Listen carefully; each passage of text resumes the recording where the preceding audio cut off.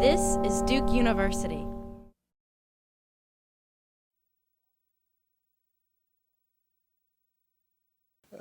We could start a little bit because I'm here with such a distinguished person. Walter Dellinger taught at the law school from 1969 to 1993. Four, actually. I kept 94, and then he went off to become the Assistant Attorney General in the Office of Legal Counsel, which is a presidential appointment, a very important office where legal policy for the United States is made. And then he became Solicitor General of the United States. And after that, he started on a career as a part of the Supreme Court bar, and he's just been an amazingly prominent, successful appellate advocate. He even appeared before me in California in the trial court. How many years ago? 10 years ago. 10 years ago. First year at O'Melveny. Right. And so it was fun to have him in court. I hope it was fun for you. I don't. It was. I was extremely impressed with how well prepared the judge was. I paid him to say that.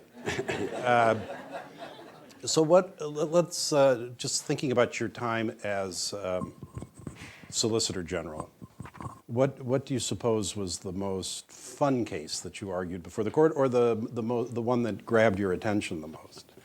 Well, I know what David wants me to talk about, and that is arguing William Jefferson Clinton versus Paula Corbin Jones, a case in which we were there as amicus. And fortunately, I don't have to tell you that story.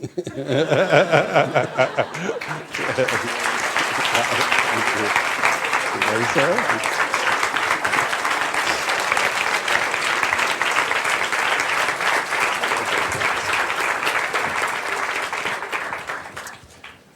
Good.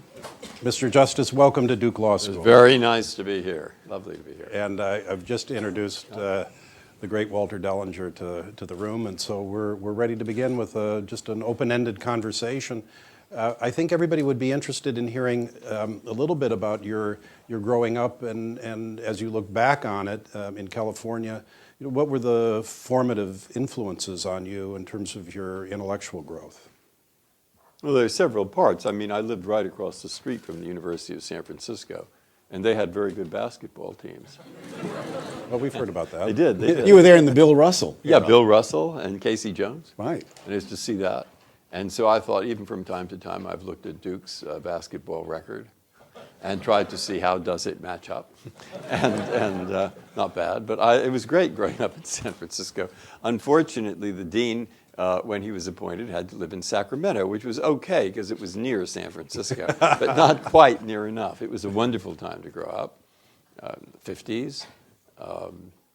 It sounds a little like the Middle Ages, but it was fun. I went to public schools, and I went to Stanford, which is close as you can come out there to Duke. Any particular teacher, professor influenced you? Well, usually, and I'm sure that's true in your lives too, or you wouldn't be here, there's always somebody who had some confidence in you. And if you think back, you will see there was a person, whether it was your mother, it could have been your father, but also a school teacher, someone who thought, I see something in this girl or boy, and I think that they can do something. And that usually inspires most of us. I had a very good 7th grade teacher who taught us how to diagram sentences. Now, do you know how to diagram sentences? Everybody here does. See, Sure. it's fabulous. Here we are. We do that all the time. Yeah, I knew that was it. So you get lost sometimes between the ablative, nominative, and the objective gerundive, but nonetheless, whatever. I just did nouns and verbs. I was. There's hardly anything that prepares one for being on the Supreme Court, but when you look back with your professional experiences, do you have professional experiences you think you're particularly glad you had to prepare you for your current duties? Before the circuit court. Before the circuit court, obviously being a Court of Appeals judge is, I would assume, useful preparation.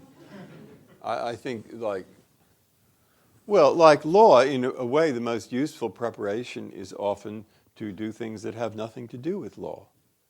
and you won't have another chance. And I think once you're in, particularly an appellate judge's job, you're in a room. I explained that to my children. I already told some of you that, but I said to Michael when he was in high school, if you do your homework really well, you'll get a job where you can do homework the whole rest of your life. You have a computer, and you have books or briefs or whatever they're called. They're not brief, but you read and you write and you discuss things. But all of the things that you are reading about and writing about, however dry they may sound, what does this comma mean after Section 102.637 of the Internal Revenue Code? Does the next word, which is a for, should it be read as a which or a that? We had a case like that. I liked it. How about your But time? behind that, there are people, and their lives are affected. So I think working in the Senate, I love working in the Senate. I used to try when I was teaching to do something different every summer. So I worked for some commissions. I worked in the Watergate for a summer. When I was growing up, my parents thought it was important that I, do some physical work, which I wasn't that excited about, like digging ditches for the PG&E. And I found a guy there who figured a way most of the time to hide in the tool shed, or working at summer camps and doing things like that. I think if you're going into law, nothing's going to prepare you really before you get to law school, so take a chance. How about working for Senator Kennedy? I loved working for Senator Kennedy. It was great. That's when I worked in the Senate. It was really fun, and it was really interesting. And I rode my bicycle into work every day, as you used to. And I really was anxious to get there. We get there at 7 in the morning. And first thing every time, Ken Feinberg, who was like my number 1.5, sort of, I was chief counsel of the judiciary. We sort of handed out these titles to each other. And I think he may have been called general counsel, whatever he was called. The three of us would meet, him, me, and Emory Sneeden. Emory Sneeden, who's an Army general, retired from JAG, was Senator Thurman's top staff person on judiciary. And the three of us would meet, and we would plan the day. The rule was no secrets, 0. Everybody, we used to call it, Woodrow Wilson, we used to call it open scheming, openly arrived at. If we were going to scheme, everyone would know. And we would know exactly, there would not be secrets. And we would try to plan the day such that we could get reasonable legislation through, or at least help to advance it. And we would try to depict it in such a way that different senators with different political views would be able to vote for it without getting everybody too upset in their constituencies. That didn't always work, but it often did. And the senators, the 17 on the committee, liked it. Senator Kennedy liked that system. He encouraged us to do that. And I think Thurman did too, and Hatch and the others. So people got along reasonably well. They didn't disagree about everything. They didn't agree about everything, but they got on reasonably well. We confirmed 200 Jimmy Carter appointments to the bench. They were a huge batch. Every one of those people was investigated by the Senate to be sure what the ABA said, the administration said was okay. We had a team of people who did that. One Republican staff member, Duke Short, and one Democrat, Burt Wise. They did everything together. They would write a joint report and they would sign it. And almost always that person would be confirmed because they'd worked out ahead of time what those differences might be, and they looked into them to see if there was a problem or not. I mean, I'm told that that's a different day. Kennedy's favorite thing, would he tell us to do when something got difficult? He'd say, work it out. That's what it is. Work it out. It'd be interesting to know why it has changed so much, what the processes have been. Well, it's perfectly obvious that Ken and I are no longer there.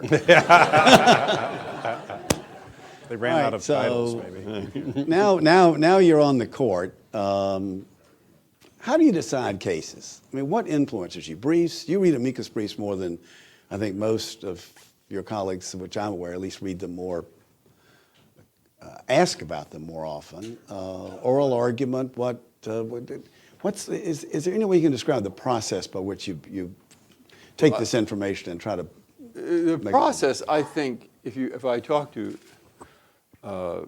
people in the business world, or even medicine or others, it's not that different when a person has to make a decision that doesn't affect him or her directly. I mean, if you start writing one that's going to affect you, all bets are off, because it's very hard to get the emotion out of it.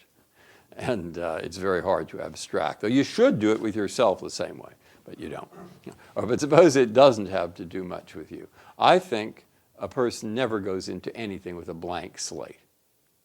And in that sense, it's not a referee. I'm not a referee. I don't care who the best lawyer is.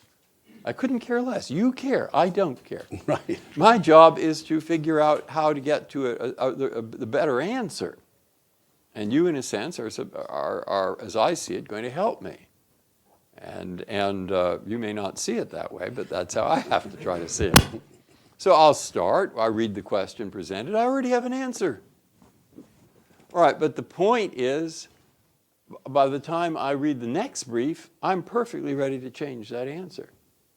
I have nothing at stake in keeping to my original answer. Zero. My own ego is not at stake at all. So, I mean, lots and lots of cases are like that. The old lawyer's joke, you know, the old lawyer's joke, which is the judge is sitting there and he hears the first lawyer, and the lawyer gives his argument, and he says, "That's right." He says, "That's absolutely right." And the next defendant says, "Well, you haven't heard me. What about this?" And he gives an argument, and the judge looks at him and says, "Well, you're right. You're absolutely right." And the first lawyer says, "But Judge, when you heard me, you said I was absolutely right." And then you hear him and you say, "He's absolutely right. Now, we can't be both absolutely right." And the judge says, "You're right. That's absolutely right." It's much more like that than you think. I mean, you're reading these and you're sort of going back and forth on it. And as time progresses, you begin to have in your own mind a sort of framework for certain kinds of cases, because you've had experience with those cases, which that kind of case takes a while. And then in the oral argument, you're still pretty open-minded in that I don't care if I'm persuaded the other way. And I think the argument usually persuades me somewhat. It makes me very often see the case a little differently. And sometimes it actually shifts, but not too often, 5%, 10%. And then I have a day I'm thinking about it, and then we're in conference on Fridays, and we go around the room in the conference in order. No one else is there, and the Chief Justice says, "This is the issue as I see it," and very briefly, "This is my reason for coming out this way. That's how I think I come out." And then it goes to Stevens, and then to Scalia, Kennedy, Thomas, Ginsburg, me, Alito, and Sotomayor. And we're each writing down what the others say, which is obvious, since if I'm to write the opinion, I better remember how they think about it. So I've said what I think about it briefly, and then we might have some discussion back and forth. But it's not an argument. Very rarely is it an argument. You know, there are a lot of arguments in these cases. I feel there are dozens, hundreds of good arguments. It's not the effort to prove I have a better argument than you. If the discussion degenerates into that, what is the point? The other person is going to say, "No, I have a better argument than you." That's ridiculous. But if you listen to what the other person is saying and see where they're coming from, then sometimes you can say something that they will consider a contribution to their thought. And you, at that point, have a better chance of getting together on something. Would it ever be the case that you would hear somebody in that setting and say, you know, that is very persuasive to me, and it's not, you've probably thought of it, but maybe it didn't strike you quite so powerfully until you heard it framed in a particular way? Yes. Yes. How about outside of the conference? I mean, I think one of the things that surprised me as a law clerk was the degree to which the court operated like 9 separate small law offices, with one very senior partner and 2, now 4 very junior folks. And the justices, you meet in conference, there's some relatively brief discussion at the cert stage, You're together on the bench, sometimes talking to one another while the advocates watch. Sure. And then you have this conference discussion. How do you feel comfortable trying to persuade your colleagues outside of conference? Just as a word of background. When I was clerking, Justice Black would say he suspected there'd been some sneaking around the halls going on a particular case. Justice White thought justices should not talk to each other outside of conference except by memo to the conference, letter to the opinion writer. Others I have talked to think it's very important to go around and visit with colleagues who may be undecided, particularly if you're assigned the opinion. What is the norm about whether it's appropriate to try to convince colleagues informally, and is the practice different from the norm? Well, it's actually a pretty good question. I tend to think that there's a sort of, you should try to make things generally public to the conference, which is the other 8 members, and you probably shouldn't go talking to people separately except when you do. And that's more or less how it works. I'm not going to go start talking to somebody about something unless I think it's going to be a productive conversation. And if I'm going into somebody's office to show him how clever I am or how right I am and how wrong he is, the odds of it being a productive conversation have just fallen from 99 to 1. Right. So there's just no point.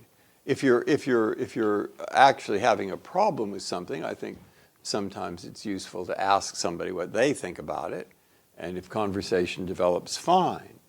But to try to push your views, I mean, why can't they figure it out? And I have down what I think in writing, and so they can read it. I mean, you have to, obviously, and it's proper to treat people as capable of thinking these things through. And then it's not a coalition-forming effort. Mm-hmm. It's not the legislature. The 2 rules that are most important there are, I think, at the conference, nobody speaks twice till everybody's spoken once. That's a very, very helpful rule for every group, because the person who's at the end feels he's been heard. And since I was at the end for 14 years or so, I thought. But that is a helpful. And the other is tomorrow is a new day. You and I might have been the most tremendous allies on this case, and we thought, that I don't understand how they're reaching another result. My goodness, this seems so wrong, and we confer about everything. How can we persuade these people? And then that case is over, and it's the next case, and we think exactly the opposite. The fact that we agreed on case 1 has nothing to do with our agreement on case 2. That really is no. That's an absolute no. And so it's a kind of like shifting coalitions of people depending upon the case. And you see on the paper, well, these 4 are always on the same side, and these 4 are always on the same side. First, that isn't true. They're talking probably about cases that were 5-4, and there are about 20 to 25% of those in the year. And second, even on those, it isn't always true. And third, insofar as it is true, and tends to become more true, it reflects the fact that after you've been there for a while, you develop general attitudes towards law. Now, if you are truly think that the best way to solve many, many, many legal problems is to put tremendous emphasis on the text, or if they're constitutional, to look into the history of this in great depth and to try to see what people would have done at that particular time 200 years ago, that might, in many, many cases, lead you to a different side of the issue than a person who thinks that we can't find out much about that unless we're historians, and not even they can. And we ought to try to figure out what the basic purposes or values are that underlie these particular provisions and see how they apply today. Well, there you have pretty good explanation of a lot of differences, and you don't have to appeal to coalitions, you don't have to appeal to politics, you don't have to appeal to ideology. And so fewer differences, often agreement, a small number of cases, hardly surprising in many of those cases that people see things somewhat differently given where they're starting from. Now, all that's there before you get into what 99% of the American public thinks, which this is a group of junior league politicians who decide everything politically. I mean, I'm not denying that many think that. I'm just denying that it is the case. Jeff Stone says in the New York Times this morning, professor at the University of Chicago, that over the last 30 years, he believes a lot of the public has become convinced that there are a group of justices, sometimes called conservatives, who apply the law because they go to text and original understanding, and there's another group of justices who make it up, who are not umpires. How do you persuade people that that's an overly simple view of It's the not world? my job to persuade people if they're going to hold views like that. It is your job to persuade people. Excellent point. Well said. Well said. That's not my experience of what law is about. And I think David knows this anyway. Judges in courts of appeals or in the Supreme Court are typically faced with texts. There's some words on a piece of paper, whether it's the Constitution or whether it's a statute. And those words are not exactly clear as to how they apply in the situation before the court. If it was so clear and everybody knew what this answer was, why would the case be in the Supreme Court of the United States? So already there are a lot of arguments about how they should apply. Now, I think all judges, including Justice Scalia, including me, including Justice Thomas, we all start with the same basic tools. We read the words. If the word is about a tariff and it concerns carrots, that doesn't mean that that tariff applies to chipmunks, because a chipmunk isn't a carrot, okay? And I don't care what the purpose or the history is. All right, so the words are important because they exclude a lot of things. All right, so you look at the words, the text. You look at the history. Where does this in the statute? What's the history of this provision? How did it get there?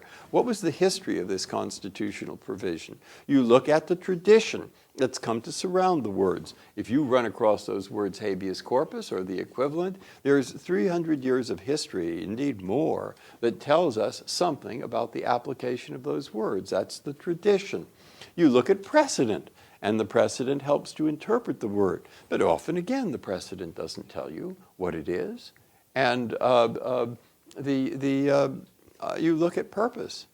What was the purpose? Or if it's a constitutional provision, I think its value is the better word, the value that underlies this form of words, or the purposes. What was the person aiming at who wrote it? What kind of a value was it trying to protect? And you look to see what the consequences of a decision will be. Not any old consequence in the world, but consequences this way or that way, judged in light of the purposes. So if it's a First Amendment case, you're not so interested in privacy consequences. If it's a Fourth Amendment case, maybe you are. You see, now I think all judges have those 6 legal tools: text, history, tradition, precedent, purpose or value, and consequence. Some judges tend to emphasize the first 4. And they think that by trying to avoid purpose and consequence, you are more likely to be objective.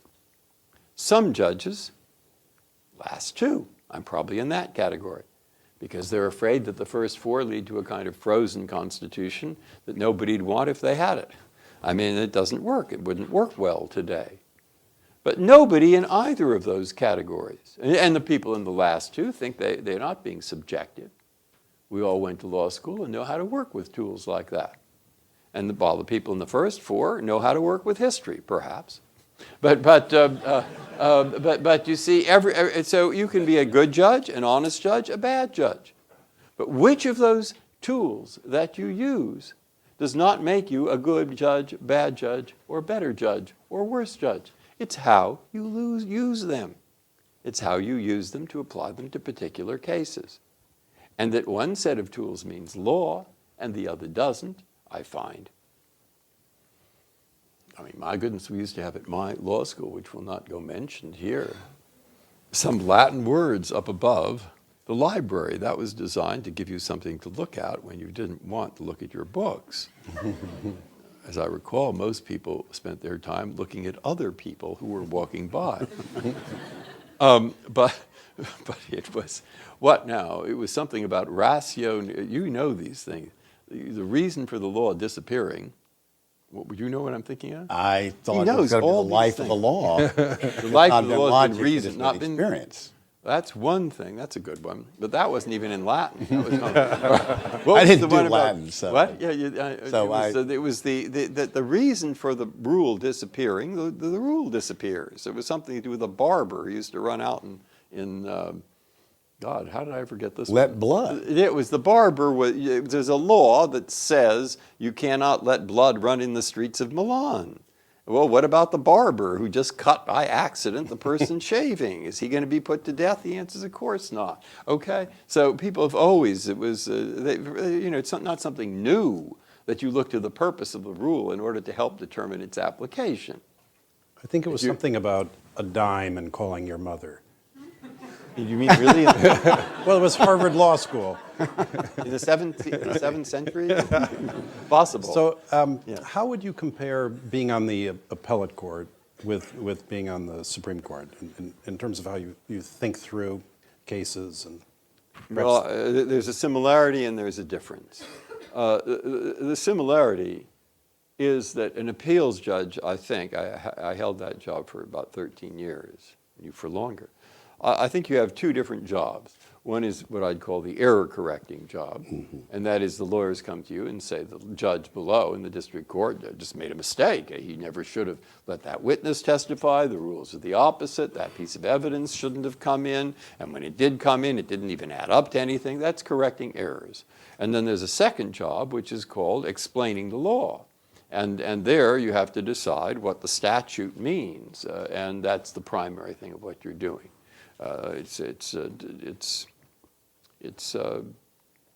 Second job is all our job. So that's all we do. We don't do the error correcting. And moreover, the difference, but the more important difference, I think, after you've been there a while, is in the Court of Appeals, you will have constitutional cases, some of the time. But we have constitutional cases all the time, not 100% of our work, but over and over and over. So after a certain period of time, you begin, you see, to form a view about the document. You begin to form a view about how the document fits together as a whole. And that's inevitable. And I think that makes a big difference, because you're seeing this thing as a coherent effort to create a government that achieves certain objectives. And that I think you don't get that total view as often in the Court of Appeals. David, as a trial judge, did you believe you were getting sufficient guidance from the Supreme Court?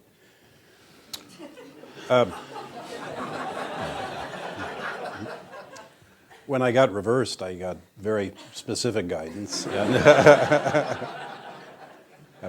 Happened a couple of times. Yeah, I think on the whole, I did. The rules tend to be open-ended, and that's not a bad thing. But you don't want the guidance to be too specific because the landscape is so varied. I've been thinking, just listening to your answer, I was thinking about something that Michael Boudin once said to me, your colleague on the First Circuit, and we were talking about the difference between the appellate court and the Supreme Court, and he said, well, the Supreme Court is part of the governance structure of the nation. And of course, the Court of Appeals is as well. But I think he meant something by that. The Supreme Court is qualitatively different in its role as the leader of a branch and the part of the judiciary perhaps that speaks to the other branches most directly. But I wonder whether you would agree with the comment and maybe explicate it a bit if you... I agree with it, but it's a dangerous idea to have in your mind. Because for the most part, you're trying to explain or interpret the particular words.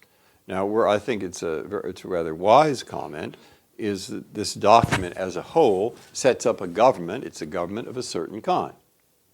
I mean, that's what it constitutes. It constitutes, in the 7 articles, they're trying to create a set of institutions which I think most people would agree are meant to be democratic. And that means that most decisions in the United States about how people should live together in communities will be made by the Americans who live in those communities. So it sets up a basic system for democracy. It is protective of basic human rights. It is assuring a degree of equality. It divides power both vertically and horizontally, state, federal, 3 branches, so no particular group of people can seize too much power. And it insists upon a rule of law. Now, when you say those things, you sort of get the essence of it. Now, that's what they had in mind in writing it, but there is an additional part. They wanted it to work that way. It's meant to be a workable government, and a workable government is a government in which these parts will work together. And we're a part of that. Okay? So, that to me has content.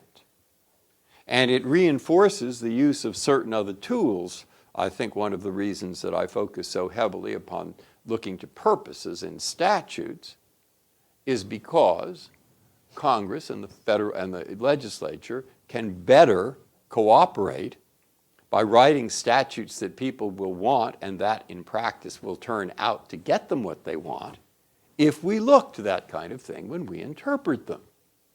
And that's a reason. And I have other reasons in other areas of the law for doing things like that. I think that's fair enough. That's how I take what you say. I think it's very important. So why dangerous? If you suddenly begin to think you're running the country like we should decide, political issues because it'll work so much nicer that way, that would be a big error. Is that part of what you meant in your book, Active Liberty, when you said that judges need to take account of the democratic nature of the constitutional system? Yeah. Do you expect too much? I mean, your vision in that book seems to have a role for active citizen participation. I wanted to make the double point there, which is, there are several points, but in that, which I wanted to make the point of, I want to make a couple of points. They're usually fairly simple-minded points, and I'm usually trying to get them across to people who aren't necessarily lawyers. And the reason I'm trying to do that is I think that the institution of the court is important in America, but it's important, and because it's important, it needs public support. But you cannot have judges deciding cases on the ground of which will give them more public support. It has to be, or it won't work. A group of 9 people who decide on the basis of what this Constitution means, and it's often meant to protect people who aren't popular. And at the same time, you've got to get people to support an institution like that might give them the opposite of what they want. So it's easy to get people to support an institution by saying, hey, we're going to give you wonderful things, higher, lower taxes, more benefits. There are a lot of things you can say that'll get people support. But we have to get their support by telling them our whole job is to do things that at least some occasions you're going to hate. And we don't even know what they are in advance. All we know is you're going to really dislike some. And you're going to think they're totally wrong, totally wrong. And by the way, you may be right in thinking that. That's the kind of institution you're going to have to support. So why do it? Well, because the country, as the people who wrote it wanted it to be, is a country where 300 million people can get along and have certain basic rights, even when some of those people, a few of them, think things that the others think is just awful. And if you're going to protect the least popular person in America, you have to have that kind of institution, which has to have the kind of public support I talked about. Okay? So that's what you have to try to explain. Now, that's a little hard to explain. And one of the ways in that book I wanted to explain it is say, look, this thing about democracy, it's not absolute in the Constitution. That's true. Because we're there to be like the boundary patrol. We're patrolling the boundary to see that these institutions fit within the framework that the Constitution sets forth. But when you look at that and read in the papers, oh, they're at it again, those aggrandizers of great power, when they're at it again, when you read that sort of thing, remember we're only at the boundaries. Now, life at the boundary is not always so pleasant. I say life at the frontier. I was thinking, of course, at the time of when I grew up in San Francisco and used to listen to Sky King, King of the Mounties or whatever it was. He was always on the Canadian frontier and it was cold and life was miserable. And all right, it's not so easy to say which side of the boundary line lies abortion. On which side of the boundary line? Prayer in schools. Which side of the boundary line? The Miranda warnings. Those are much harder cases than you think once you come in and say, oh, it was all decided this way or that way. And people of good faith really disagree about it and have good legal arguments on both sides and genuinely think that the other side was seriously wrong. Okay? That's where we operate. So it's hardly surprising we're not too popular. But remember, between those boundaries is a vast, vast area where everybody agrees. It's up to the people of the United States to decide through their elected officials what kind of communities they want. And then I want to make the point, and if you don't, if you give up on the system, if you decide you don't want to, because I can't tell you what kind of life to lead, that's your problem. I'm not going to lead your life. And there we are. You have to work that out. But I can tell you, if you decide on a kind of life that does not participate somewhere in government, somewhere in community, whether it's the library board or the school department or any of 1,000 different things, if you want none of it, I'm pretty certain that this document is not going to work. Because the people who wrote it foresaw citizens who would participate. That's why they gave them all that power. That's why they didn't give it to them. It says they're keeping it. Anyway, that's another story. So that's a very, very long answer. But do you see where I'm going with this? I found a great quote that Derek Bach had, which I put it in. I don't know, it's sort of true. This is Pericles at the great funeral oration is saying to the people of Athens, the founders of democracy, in describing the virtues of the Athenian government, he says, what is it we say about the man who does not participate in public life? We do not say, this is a man who minds his own business. We say, this is a man who has no business here. It's pretty tough. An inspiration in that regard of public citizenry is your former colleague, David Souter, who has eagerly accepted appointment to a committee to design the junior high school civics curriculum in his state. That's what he wants to spend time on. When you look back at the court's history, I know you're thinking ahead to the next book you're going to do. Done. What Done do you, already. Done. Not Done. yet. So what do you learn from a case like Dred Scott? What does that teach us about the court's role in democracy? Well, that was I have written this another book, which, if you can bear it, that's what he's talking about. It's coming out eventually, September, I think. And I did put a number of stories in there, and one of them is Dred Scott. And I found Dred Scott a very, very interesting case for a number of reasons. It was actually only the second time that the court had ever struck down a statute of Congress as unconstitutional. I mean, you sort of let me count the ways as you go through Dred Scott. And the only and a possible justification for what the court did there is that, well, they were trying to political. They were trying to help cure the country. They had a political objective. They didn't want the Civil War to come about. So I want to put that there to say, judges are pretty bad politicians. If you think judges should act politically, one of the things you ought to take into account how really awful they are as politicians. They haven't a clue. Because if that was Tawney's objective, he achieved the very result he didn't want. There are lots of things, though, in that case. Because it was a case, it wasn't just of other cases where presidents refused to follow what the court did. And here Lincoln didn't want to. And he criticized the court. And I want to show this is a touch and go, and the Civil War ended the disagreement about what would have happened if it had remained on the books. But the court, it shows, has certain obligations on its own behalf. It can't just decide any bizarre thing under the sun. And I use that as an introduction to go into that. You also look at Bush v. Gore, I think. Yeah. What are the... No, but the reason I'm saying Bush v. Gore is I want to show how things have changed since Marbury, since the Cherokee Indians, where they won their land, and Andrew Jackson supposedly said John Marshall made his decision, now let him enforce it. And the Cherokee Indians were driven off the land by the army that sent them on the Trail of Tears to Oklahoma, where their descendants live to this day. And Korematsu is a good case where the court just didn't stand up, and you can argue more there what would have happened if it did. In some instances, the court perhaps fell down on the job. And in other instances, other institutions did.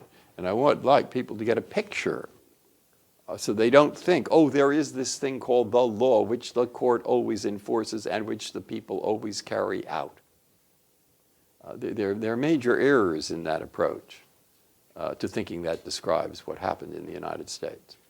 And of course, my object in doing that is to get people to understand what their own obligations are in terms of telling people the story of the United States of America, in terms of telling people the story of the law, in terms of helping people to get to understand that the simple-minded thing that you began with there, putting in your own mouth the certain critics with whom you don't agree, but that's so far from what it is, and you have to explain what it is, and get people to understand it, or they won't be able to follow it. And at a time, as I said, where there are 300 million people, my mother said always, each of them has 3 views, so there are 900 million different views, and they have to live together. And the law and the courts and your jobs are all part of that process. So that's, I don't have an encyclopedia, you know, it's only 250 pages, but I have a special take on it, not because of me, but because of the job that I've held for 15 years, and I'd like to expose to people what that special take is for them to accept or not accept or make such use of it as they wish. It sounds very interesting. Maybe you'll come back at some point after the book is out and we can talk about it. Why not let the public into the courtroom? I think it's a very important topic what you've opened up on, is the public acceptance of the affection for the Supreme Court, the sense of its legitimacy, and there does seem to be a great desire among the citizens of the United States to understand what the court is doing. Why not permit the technology in? In television and Supreme Court. Well, television, radio, whatever. Radio, I don't think there's any objection to, frankly. We've had quite a few radio broadcasts, and people who want to listen. They haven't cut them into little snippets, and the sort of one of the concerns with the television is, Scalia says he's right. He says, you'll learn, you'll see. They take a good picture of you when it's nice, and when you agree with them, they put that picture on the front page. And when they don't like your decision, they put the horrible one making you look like Attila the Hun. And there is some truth to that, but that hasn't happened with that has not happened with the radio. I don't see the objection to radio personally, because you have to focus on the argument. The reason for doing it is basically people will get a better idea of how we do the oral argument part of our job, which we'll see is like people are serious, they take it very seriously, they're pretty well prepared, there are good arguments on both sides. Very rarely is it just one side's obviously right and the other's wrong. The good, evil, Manichaean approach to this is out the window, and that would all be helpful. The negative, which people are concerned about, is, well, will it then go into all the criminal cases in the country because we're a symbol? And there are problems with juries, with witnesses being threatened, and so forth in criminal cases. And the second problem is, will people misunderstand what we're doing? Because oral argument's 1% of it. Most of what we do is in the briefs. And in particularly, will they misunderstand the case thinking that it's between these two people? Because most of what we do is really try to decide an interpretation of law that will govern 180 million or 280 million or 300 million people, and only 2 of them are in the courtroom. So it's not about these 2. It's about the 288 million others who are invisible. And people relate to what they see. They don't see those invisible people. So there could be misunderstandings on that. That's a concern. All right, all that said, I don't know. You're losing a I would like to see a little bit more. But, you know, it's not, so studies of these things are not impossible. So every time I've been asked the question, the last 10 years is probably 8,622 times. I say, you know, why doesn't somebody actually look into this? I don't mean a study done by NBC. I mean a study where you get objective social science researchers. I know that sounds like a buzzword, but they exist. And Pew and others, and that you try to work out what's happened in states that have had television, and under what circumstances and when, and maybe you'd learn something. Far be it for me to say you ought to maybe learn something before you act, but nonetheless, it's sometimes useful. The court's in the midst of a transition, and you're about to lose a colleague with whom you served the entire time. Justice Stevens, any thoughts on? I'll be sorry he's leaving.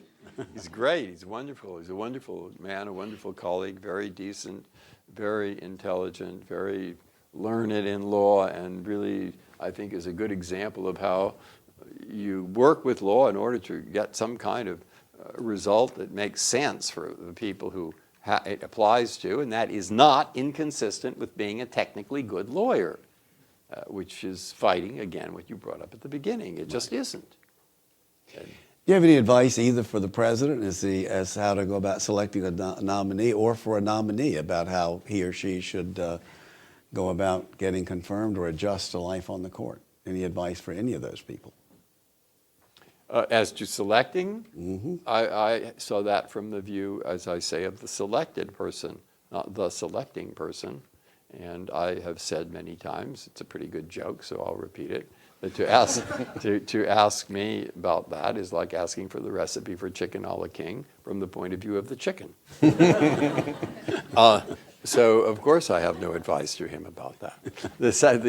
In respect to the process of confirmation, the best advice I got was from Mike Berman, who used to work for Mondale. He knew a lot about politics. And he said, you will be there in front of 17 senators, which I was, and you're at one side of the table, they're at the other side. And they will have questions. And you would tell this to any witness. Listen to the question. Answer it. And in doing so, don't try to make some clever point. This is not a test of how clever you are. This is a test of, do you answer the question? So answer it. And think about what you're going to say. They can't make you speak immediately. That was actually quite good, because a friend of Dorothy Zenberg's, a friend of ours, called her. He said, you know this guy Breyer? I've been listening to him. Is he sick? He seems to take 5 or 10. But he says, listen to the question. Answer it. Now, when they finish that question, the senator will go on to the next question and answer that. And then the next one. And pretty soon he'll run out of questions. And when he runs out of questions, it's the next senator. Eventually, they'll run out of questions, and you will be confirmed. That is the exercise. As far as being in the court, the only thing I said to both Alito and Sotomayor, which is the same thing everybody says, is relax. It takes time. I was frightened to death my first 3 years. How do I know I can do this? You know, maybe you never decide you can do it. Maybe you can say, well, I could do it as well as the others. I don't know. Some of the others. But some of the others. But it takes time. It takes time to get used to it. And of course you'll be concerned. You should be concerned. How do I know about this area? Nobody's ever explained to me how ERISA relates to EDPA, which it does. But you know, you said. And then they're in the middle of ongoing discussions, and I'm coming into these ongoing discussions where everybody seems to have already positions, and I don't really know about them. And of course, there's a lot to be concerned about. Relax. Takes time. There is time. People say it takes, Douglas used to say it took 3 years before you sort of seen the gamuts of the kinds of issues there are. That's just the nature of it. And then I usually say, you'll be fine. And there we are. How about for the people in the room here? We have a lot of young lawyers in the room. Do you have any advice for them? If you were coming out of law school today, what would you hope you would be thinking about? Coming out of law school today, I don't have any great words of wisdom. The best thing was told me at that time when I was exactly that age was Bayless Manning. Do you remember Bayless Manning? Yes. He was the dean of Stanford, and he said, and this is true. It's an unfortunate fact of human life, or maybe fortunate. He said, you'll have decisions you have to make. Now, when you make those decisions, you will probably, at best, only have in front of you about 3% of the information that you would like to have. All right? That's just it. So try not to do anything insane. But within a broad range of things, there aren't wrong choices. So you make choices, and then your life sort of shapes itself around the choice. And some good things, some bad things, some good opportunities, some other not. But just to get all head up about these choices as if there's a right one and a wrong one, when normally there isn't, is an error. The other was my father, who was very practical. And he said, which was good, which I took to heart, whatever position you're in, try to do a decent job. All right? Now, don't overkill yourself. Just try to do a decent job. And when you do that, take into account what other people are thinking. And show them that you're taking it into account. It doesn't mean you have to do it. I mean, I was amazed when I was on the First Circuit. And lawyer A would argue something, and I'd say, oh, you mean, but this is true in class, you mean, da-da-da-da-da. And you say what he meant. He says, yes, that's what I mean. I said, thank you. And lo and behold, the student or the lawyer feels he's being understood. And even if he loses the case, he's happier. So I'll try to understand where other people are coming from. So do you do that for Walter? What? Do you do that for Walter? Yeah, I do. I already know. So his point was, you do your job in that way as best you can. Now, it's no lose, because if you do your job well, somebody might notice, you might get what you think is a better job. On the other hand, they might not. And you might be left with that job, which is not bad to have done well. Right. Very good. Mr. Justice, thank you for coming here today.